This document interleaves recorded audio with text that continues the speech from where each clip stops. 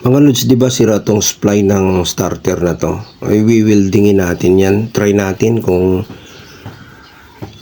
gagana pa yan pagkatapos natin weldingin. Yan, baklasin muna natin at lagyan natin ng marker dahil walang marka itong starter na to ng Honda TMX Alpha. Ayan, kailangan may marka yan para hindi tayo magkabaliktad. Ayan ha.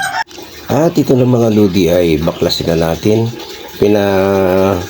Ipitan ko pala ng vice grip yan para matanggal siya kasi medyo matigas. Yan mga lods. Ganito lang naman yung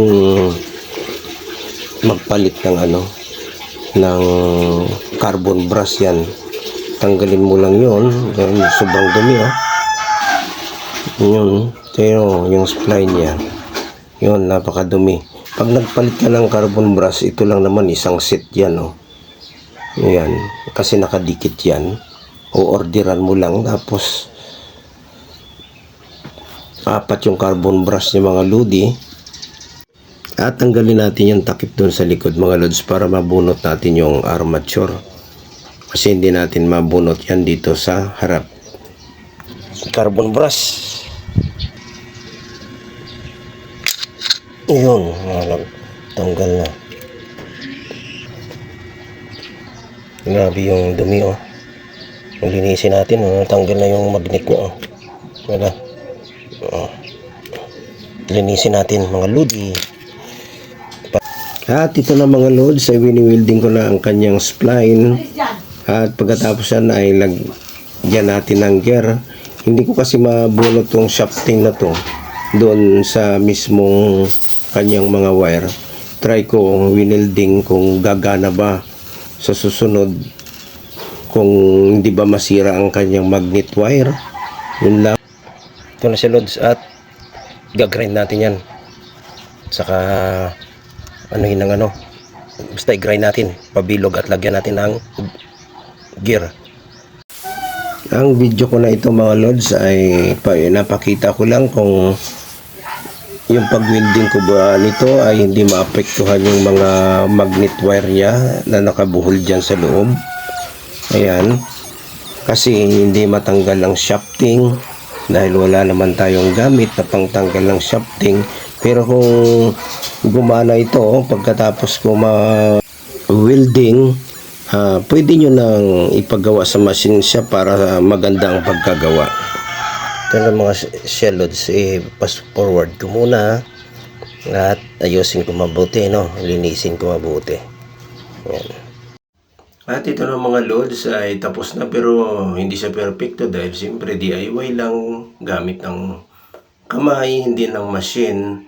At ito lang, susubukan ko lang kung gagana pa siya dahil wineldingan natin, kung hindi ba nasunog yung mga wire na yan. Ayan, at babalik na natin ito. Minarkahan ko yung mga magnet kung saan ko tinanggal at idikit natin. Manipis lang siya mga lods. Balik natin hanggang sa matuyo, saka natin ibalik yung kanyang armature. Ayan. Yun kailangan perfect ang pagkabit natin yan para hindi tayo baklas kabit. Ayan. Naikabit ko lang isa Ito naman yung sa positive niya ito, Yun. Ibalik na natin.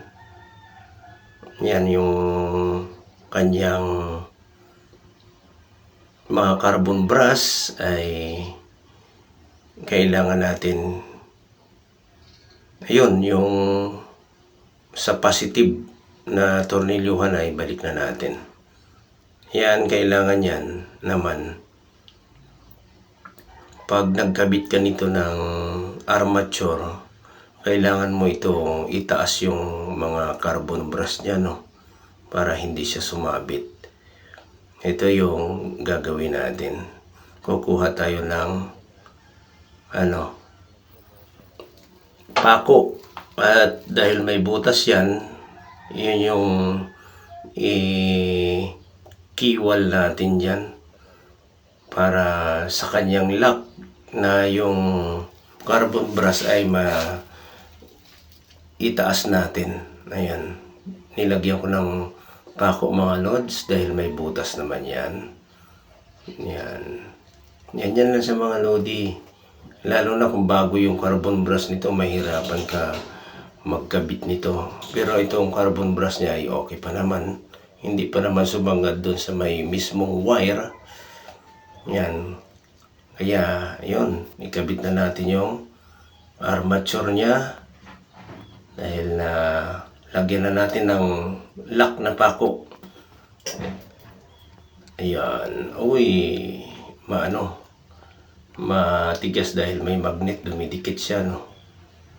Ayan. Ayan, sumabit yung isang carbon brush doon sa armature, kaya hindi na diretso. Ayan. Konting kabig lang naman yan. Babalik din yan. Matatanggal na. Ayan na siya mga loads. Tsaka may mga guide naman yan. Yan. Ayan. At bunutin na natin yan ang mga pako. Yan lang, oh.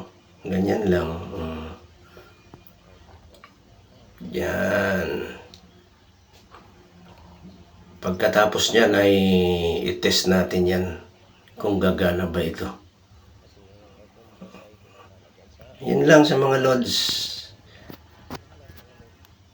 Sana may natutunan sa videong ito para pag may nasira yung starter nyo, magpalit kayo ng carbon brush ay alam nyo na. Ito, ganyan lang. Balik lang doon sa may marker. Yan. Ang kanyang takip. Pati ito, ang washer, huwag kalimutan. Dahil pag walang washer, hindi siya iikot kasi didikit yung luluwag. Didikit siya sa magnet. Ayan. Ganyan lang. Mga lodi.